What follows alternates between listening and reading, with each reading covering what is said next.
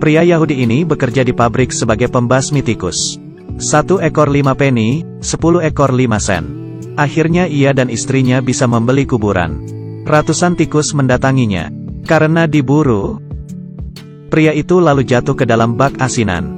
Pabrik kebetulan bangkrut saat itu. Bak asinan disegel. Tidak ada yang tahu di dalamnya ada orang. Ia ikut diasinkan bersama timun. 100 tahun pun berlalu. Distrik tua yang ditinggalkan. Sekarang menjadi kota metropolitan yang ramai. Tapi, bekas pabrik ini masih utuh. Dan terlihat mencolok di kota. 2 bocah lelaki iseng masuk ke pabrik kakar. Saat membuka penutup bak, muncul seorang pria dari 1 abad lalu. Ia siuman dan uap panas keluar dari tubuhnya. Pemerintah mengadakan siaran pers untuk membantunya menemukan kerabatnya. Tapi, istrinya telah meninggal 80 tahun lalu. Hanya 1 kerabatnya yang hidup, yaitu cicitnya, Ben. Ia tinggal di kota itu. Pertemuan antar waktu ini membuat keduanya terharu, apalagi tampang keduanya sangat mirip. Ben membawa kakek buyutnya, Herkel, tinggal di kota. Sepanjang perjalanan, Herkel dibuat takjub dengan gedung tinggi di sekitarnya. Segalanya nampak asing baginya.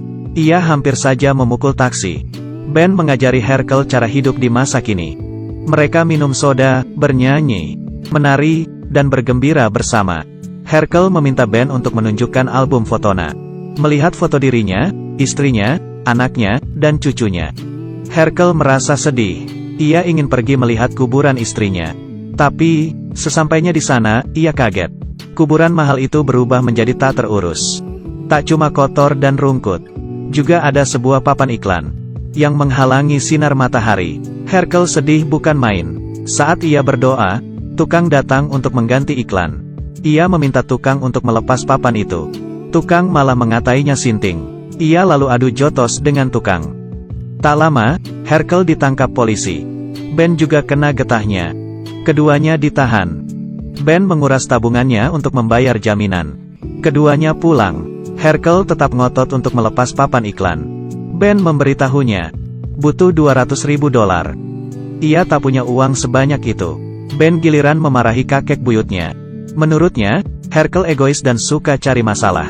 Herkel marah dan mengatainya tidak berbakti. Saat aku lahir, kamu masih DNA. Mereka cekcok. Herkel membanting pintu dan pergi. Ia ingin hidup mandiri di kota. Untuk membuktikan Ben bodoh. Untung saja, 1 abad lalu ia bekerja di pabrik asinan. Herkel menguasai teknik pengasinan. Karena tidak mampu membeli timun, ia memungutnya. Ternyata ada banyak di tong sampah. Juga ada garam dan botol bekas. Cara memasak asinan cukup mudah. Ia memasukkan timun ke botol dan menaruhnya di meja. Lalu menunggu air hujan memenuhi botol. Asinan yang dibuat dengan teknik kuno 100 tahun lalu selesai. Asinan Herkel yang dijual di jalanan New York menjadi populer. Asinan alami tanpa kimia Herkel mendatangkan keuntungan besar. Di TV, ia mengejek cucunya lemah. Ben jadi emosi. Gara-gara ulahmu, aku ikut di penjara. Kenapa masih menghinaku? Ben menelepon badan pengawas makanan untuk melapor. Herkel langsung diperiksa. Dagangannya disita dan ia didenda $12.000. Herkel kaget saat meratapi nasibnya. 2 pelanggan lama memberinya solusi. Herkel dapat mengajari siswa magang untuk membuat asinan. Siswa magang tidak usah digaji. Jumlah produksi juga bisa memenuhi standar hukum. Herkel langsung semangat. Tanpa pikir panjang, ia langsung beraksi. Dengan bantuan siswa magang, kualitas asinan makin bagus. Produksinya juga naik drastis. Sekali lagi, Herkel untung besar. Akhirnya, ia berhasil melepas papan iklan di kuburan istrinya. Ia langsung menebas tiang papan, memenangkan kehormatannya. Kisah sukses Herkel menjadi populer di internet. Para investor mencari Herkel. Mereka ingin menginvestasikan $100 juta untuk membangun kota acar. Ben makin cemburu.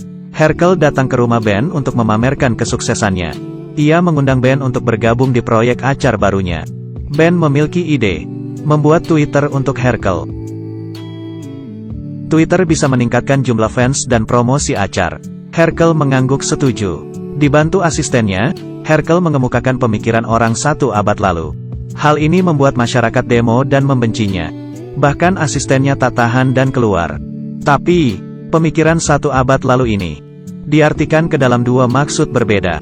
Sekelompok orang menganggap Herkel pendendam dan berhati busuk. Kelompok lain justru menganggapnya sebagai ikon kebebasan berpendapat. Media yang menyukai kontroversi mengundang Herkel dalam talk show nasional. Beberapa pendapat Herkel disukai masyarakat. Tapi, Ben tidak menyerah. Ia terlalu mengerti Herkel. Ben menjebak Herkel dengan bertanya tentang kekristenan. Herkel pun terjebak karena ia mengomel. Di Amerika, sangat tabu untuk berdebat tentang agama. Herkel dikejar massa. Dalam sekejap, ia turun kasta menjadi buronan. Herkel yang tak punya pilihan mendatangi Ben. Ia ingin Ben mengantarnya kabur ke Kanada. Ben setuju. Mereka harus berjalan 20 mil untuk menghindari polisi. Di jalan, Ben terpeleset. Tanpa ragu, Herkel menyobek bajunya sebagai pembalut luka. Malamnya, mereka berpelukan karena dingin. Hal itu membuat Ben menyesali perbuatannya. Mereka hampir tiba di Kanada. Ben sangat merasa bersalah. Ia mengakui perbuatannya pada Herkel. Herkel sangat marah, dan meninjunya hingga jatuh. Polisi patroli kebetulan lewat. Herkel mencuri tas Ben, menyamar sebagai Ben dan pulang ke New York. Sementara Ben ditangkap sebagai Herkel dan dideportasi ke Polandia. Ben mengungsi ke sinagoga, karena ia tidak punya apa-apa di sana. Saat Ben menyesali perbuatannya, Herkel muncul di belakangnya. Bagaimanapun mereka sedarah, dan memutuskan berbaikan. Akhirnya mereka membangun bisnis acar bersama. Saya Kaki Minyak, sampai jumpa.